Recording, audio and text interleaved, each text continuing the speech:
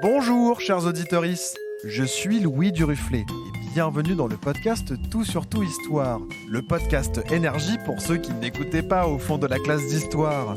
Biographie de personnages célèbres, événements marquants, épopées entrepreneuriales. Laissez-vous surprendre par l'histoire dont on ne vous a jamais parlé à l'école. Ah là là, si vous pensez que Disney, c'est beau la vie, pour les grands et les petits, c'est que, déjà, vous vous êtes trompé de marque, et qu'ensuite vous ne connaissez pas la face sombre de Disney.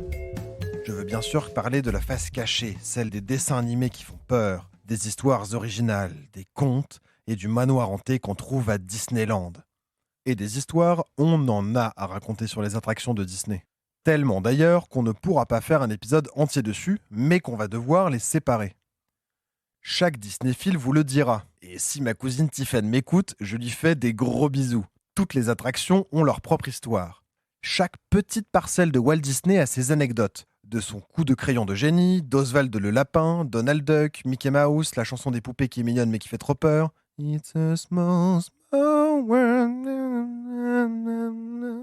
On est ici dans un exemple de pop culture hallucinant qui a maintenant plus de 100 ans d'histoire. Et oui, déjà, on va fêter cette année les 100 ans de la création du studio de Walt Disney.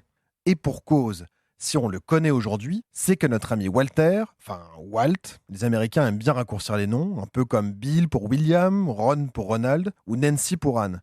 Bon, là, on a l'exemple parfait du rallonger quand même. Hein. Donc notre ami Walt Disney était un sacré visionnaire. Allez, suivez-moi, on va faire un petit plongeon dans la vie du maître.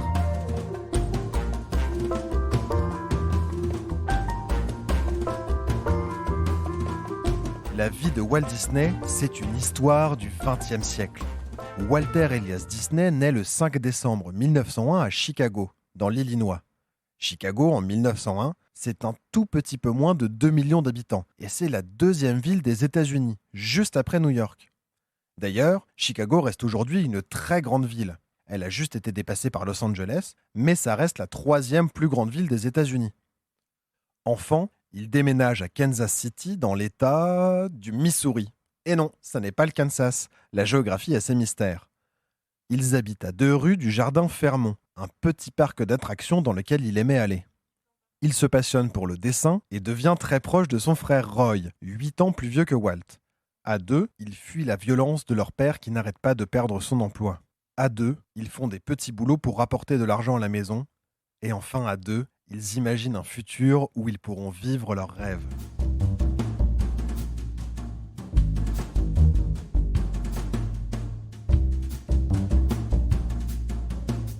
Quand la Première Guerre mondiale éclate, il est trop jeune pour être appelé. Mais il a désespérément envie de rejoindre son frère et d'aller en Europe. Et donc il falsifie son passeport avec un copain et se retrouve ambulancier au Havre et à Paris. Heureusement, il arrive le lendemain de l'armistice et restera 1 an en France, à travailler tout en dessinant sur le côté. Quand il revient, Walt veut travailler dans l'industrie de l'art. Il postule donc auprès de Charlie Chaplin, mais il est recalé. Dommage. Il postule ensuite à une boîte de dessin publicitaire et là, il est engagé. Il se fait vite un ami, Ub Iwerks, un animateur du studio. Assez vite, le dessin et l'animation publicitaire l'ennuient. Lui, ce qu'il veut, c'est créer. Avec Ub, il fonde un petit studio, mais il coule. Walt rebondit, travaille ailleurs et crée en 1922 l'Infogramme, où il embauche son copain Ub et d'autres animateurs. Sympa Walt. Ils font quelques films, mais ils coûtent plus cher qu'ils ne rapportent d'argent. Encore une fois, c'est raté. Ruiné, il trouve un petit terrain en Californie avec l'aide de son frère Roy, devenu businessman. Il monte les Disney Brothers Studios et Walt fait venir tous les animateurs de Kansas City en Californie.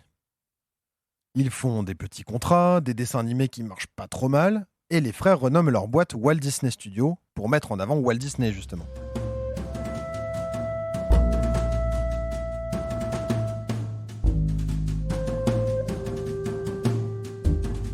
Du temps de l'Infogramme, Walt travaille avec Margaret Winkler, une pionnière du cinéma d'animation. C'est la première femme à produire et à distribuer des dessins animés. Elle mériterait même un épisode à elle toute seule.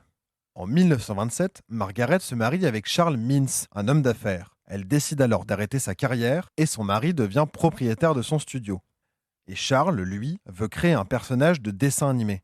Et c'est là qu'il décide de faire appel à Walt Disney, qui crée immédiatement Oswald le lapin chanceux. Un lapin plutôt sympa avec de longues oreilles à qui il arrive des aventures rigolotes. Oswald rencontre un beau succès et Walt veut renégocier le contrat. Il prend rendez-vous avec Charles Mintz en février 1928. Sauf que Mintz avait 3 coups d'avance. 1. Il réduit la part de Disney. 2. Il embauche une partie de ses animateurs pour faire le travail au sein de son studio. Et 3. Il déplace son cavalier en H6. Non, pardon, excusez-moi, il avait que 2 coups d'avance, oubliez le cavalier. Oswald le lapin restera la propriété d'Universal Studios jusqu'en 2006, où la Walt Disney Company rachète le personnage, presque 80 ans après. Un joli pied de nez.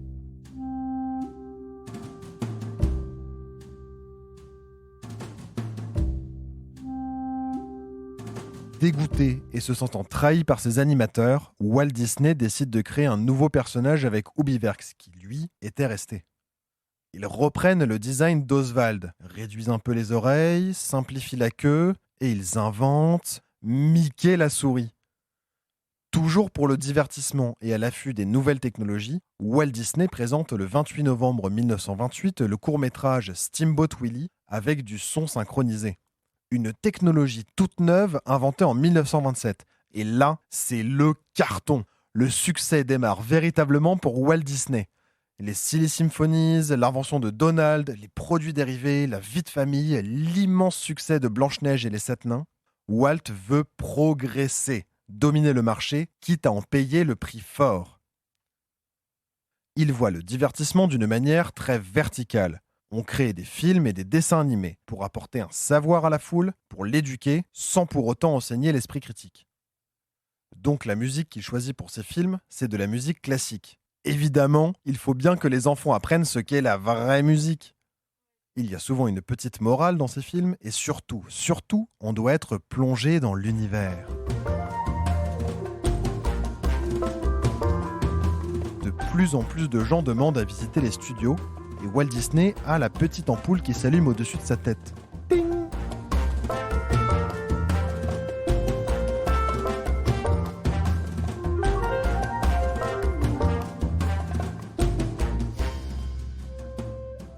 Il commence à imaginer un parc, un grand parc, avec des amusements pour petits et grands. Un grand amusement pour toute la famille. Il pense d'abord à mettre son parc en face des studios Disney en Californie. Mais il va finalement devoir le construire un peu plus loin parce que le projet commençait à prendre de l'ampleur. Walt Disney commence à faire appel à des architectes pour construire le parc, mais rapidement, ils ne sont pas d'accord sur la finalité. Comme chacun le sait, le rôle des architectes est de construire des bâtiments. Leur outil de travail, c'est le crayon, les règles et les lignes. Et une ligne tracée à la règle, c'est un peu l'opposé de la ligne courbe du dessin de Mickey, celle qui donne envie de rêver. C'est comme demander à un ingénieur de peindre un tableau ou à un historien d'écrire un podcast de vulgarisation. Non, pardon, ça on peut. Les désaccords sont si intenses que son ami architecte Welton Beckett lui dit « Walt, personne ne peut concevoir Disneyland à ta place, tu vas devoir t'y atteler toi-même. » Bon an mal an, il s'y met.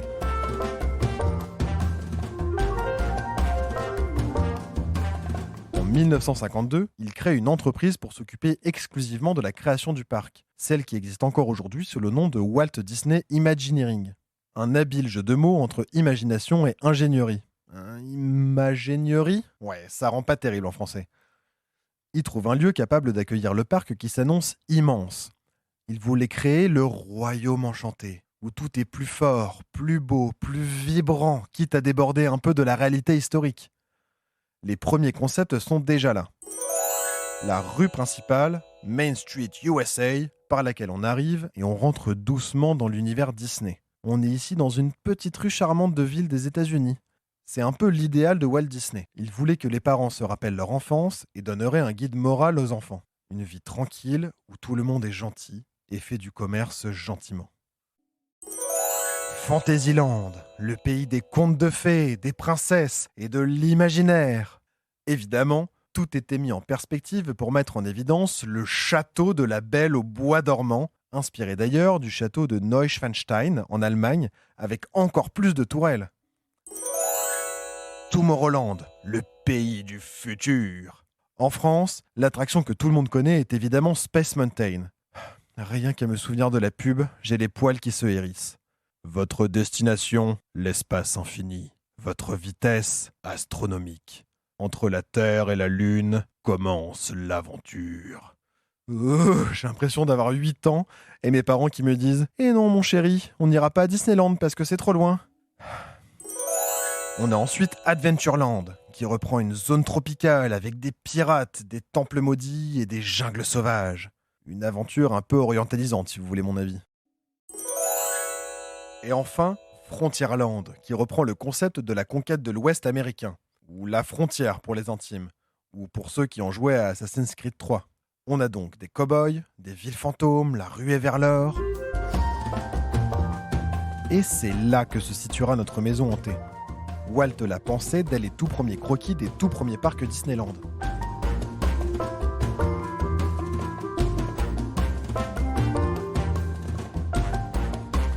Et vous imaginez bien, financer tout ça, ça coûte la peau de Mickey. Enfin, pas vraiment, mais pas loin. Walt Disney décide de créer une émission hebdomadaire en partenariat avec la chaîne ABC. Tous les vendredis soirs, Walt Disney lui-même faisait une apparition sur la chaîne où il présentait le futur parc, les prochains films, les prochains courts-métrages et tous les autres projets à venir. Tout ça dans le but de récupérer de quoi payer le parc par l'audience générée. Et oui, un Walt Disney, ça se paye. Maintenant que l'argent est là et que le lieu est tout trouvé, la construction peut commencer. Le 18 juillet 1954, les premiers coups de pelleteuse sont donnés et le parc est prêt à ouvrir le 15 juillet 1955, un mois après la sortie de La Belle et le Clochard. Ça veut dire que les travaux auront duré moins d'1 an. Quand je vois que moi je mets 2 mois à repeindre mon salon, le tout pour un coût de 17 millions de dollars. 17 millions de dollars en 1954, ça fait 162 millions d'euros d'aujourd'hui. C'est vraiment une somme énorme pour un parc qui n'avait jamais été aussi grand et dont on ne savait pas s'il allait marcher ou pas. Imaginez-vous, 162 millions d'euros, c'est le coût de construction de 120 écoles. Ou encore le budget d'alimentation annuel de 36 000 personnes. Ou encore la moitié du dernier Avengers Endgame. Oui, le cinéma, ça coûte cher.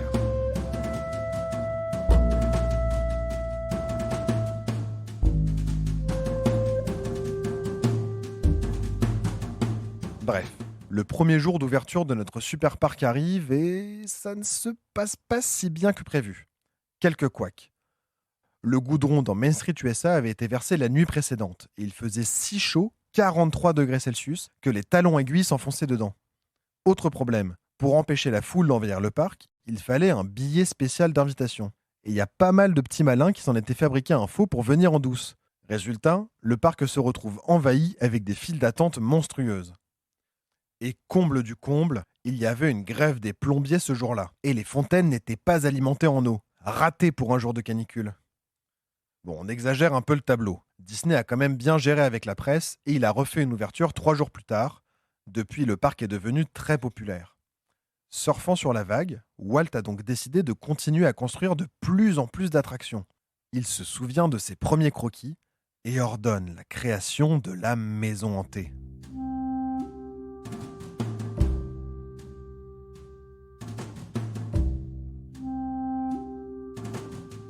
En 1957, il confie le projet à un animateur de son studio nommé Ken Anderson.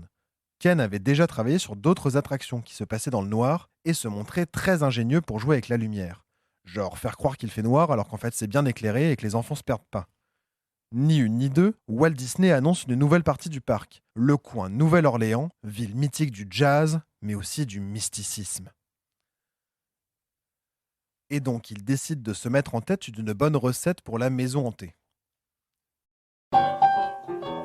Une pincée de Louisiane par-ci pour bien planter le décor de la Nouvelle-Orléans, avec une maison en bois, un petit porche comme on l'imagine bien. Chez nous, on dirait style colonial, quoi. 500 grammes de style et d'élégance. Disney ne voulait pas d'une maison qui ait l'air en mauvais état, toute délabrée, mais au contraire une maison chic qui entretient le mystère. Un peu la famille Addams avant l'heure, quoi. 1 litre d'inspiration de la maison Winchester. Ah, la maison Winchester. Laissez-moi vous raconter cette incroyable histoire. En 1881, Sarah Winchester, de la famille Winchester, ceux qui ont fourni en armes tous les États-Unis au XIXe siècle, devient veuve et héritière d'une immense fortune. Les malheurs arrivent autour d'elle. Ses proches meurent les uns après les autres. Elle a quelques accidents comme des chutes. Et surtout, elle n'avait pas une très bonne santé mentale. Elle en arrive donc petit à petit à être persuadée d'être maudite par toutes les personnes mortes à cause d'un fusil Winchester. La légende raconte qu'un médium de Boston l'aurait conseillé de s'enfermer dans un petit salon tous les soirs et de dessiner des plans de la maison pour égarer les esprits. Chaque nuit, elle dessine et donne à construire le lendemain. Les travaux se font 24 heures sur 24 pour donner une gigantesque maison, sans queue ni tête. Des escaliers qui mènent à des plafonds, des portes qui donnent dans le vide, des fenêtres sur le plancher, et le tout dans un confort moderne. Les fantômes ont froid aux fesses la nuit, et il fallait bien un chauffage central à la pointe de la technologie. Une belle source d'inspiration pour le manoir hanté, d'autant plus qu'il est super facile de s'y perdre, parce que la maison est un vrai labyrinthe. Voilà qui donne des idées à notre cher Ken Anderson.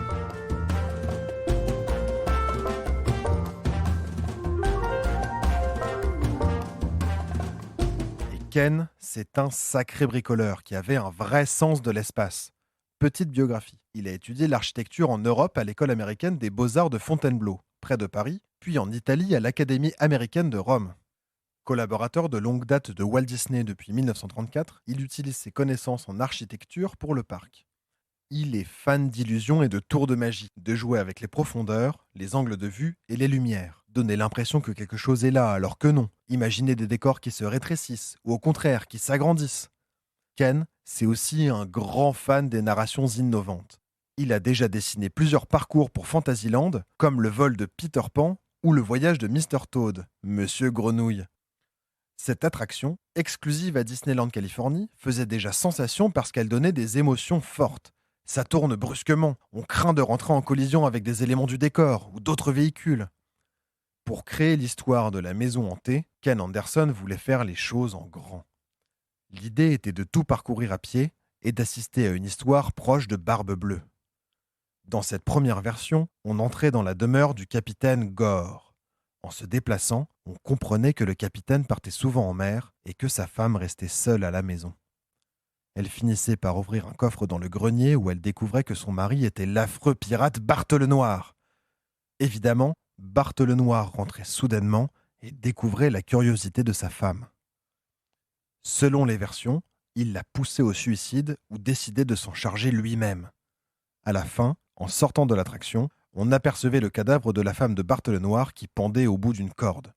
Autant dire que c'était pas trop au goût de Walt Disney qui trouvait que cette histoire était assez gore. En même temps, c'était le nom du capitaine.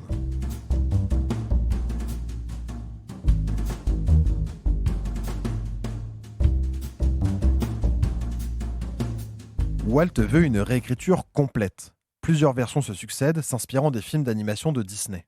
On peut retenir notamment un mariage dans la ville de Sleepy Hollow, celle du cavalier sans tête. À ce mariage était invité le docteur Frankenstein ou encore l'affreux comte Dracula. Vous savez, le vilain roumain très sanguinaire et vampire à ses heures perdues. Après de longues recherches, toute l'équipe produit le scénario final. Il s'agira d'une maison de repos pour des fantômes qui se baladent dans la nature. C'est très pratique ça permet plein de petites histoires. Et l'histoire du mariage est quand même gardée. Une fois arrivé au grenier, on découvre qu'une femme appelée Constance Hatchaway habitait la maison. On peut la considérer comme une vraie veuve noire. 5 fois mariée, 5 maris tués. Et tout ce beau monde hante encore les lieux. Toute l'équipe se met en branle pour créer des illusions. Ken Anderson est à la conception et une foule d'artistes cherchent à créer des effets plus fous les uns que les autres. Mais plusieurs événements vont bouleverser notre histoire. Et je vais m'arrêter là. Walt Disney était un facétieux artiste qui conservait plein de notes sur tout, et on a beaucoup d'archives sur lesquelles s'appuyer pour raconter notre histoire captivante. Mais vous commencez à être habitués, c'est maintenant l'heure du petit résumé. Walt Disney est l'un des hommes les plus connus du monde. Il crée son studio d'animation, passe à travers les galères et décide de créer un parc d'attractions géant pour petits et grands en Californie, près de ses studios d'animation. Il se lance dans la recherche de fonds avec son frère, trouve un terrain et commence la construction. En juillet 1955, le parc ouvre et le succès est immédiat. Tellement immédiat qu'ils ont du mal à gérer l'afflux de personnes.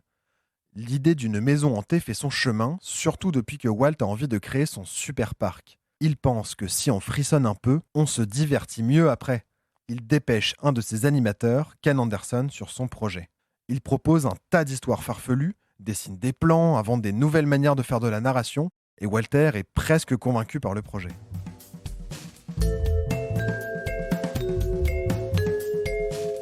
Merci d'avoir suivi assidûment ce premier épisode sur le manoir hanté de Disney. Vous découvrirez toute la suite dans le prochain épisode.